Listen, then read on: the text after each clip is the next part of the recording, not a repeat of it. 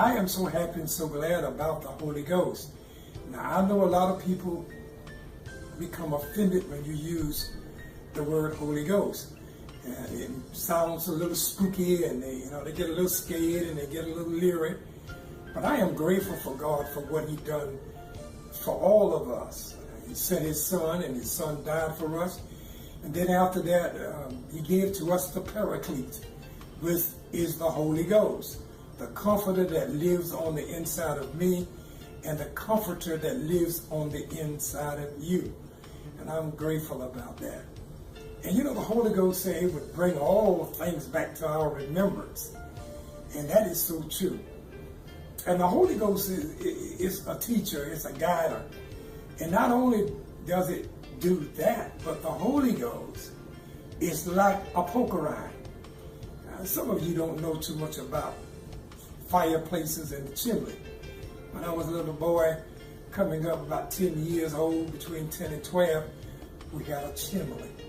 And my father would put wood in the chimney to keep the house warm. I think at one point we had 2 or 3 of them throughout the house. And the fire would be hot and it would be rolling. And then all of a sudden, then it would go down in the middle of the night. And he would get up. And me, as being a little boy, I thought the fire was all over. It was all gone. It would have to start all over again.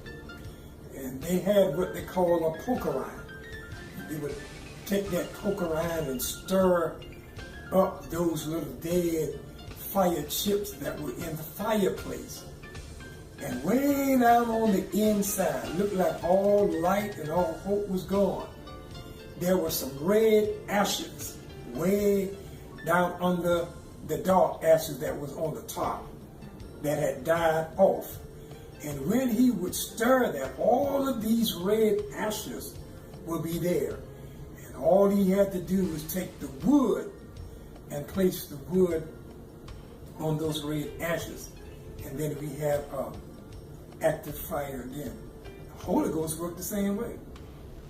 The Holy Ghost comes to your soul and burn out the root of sin, but it don't destroy your soul.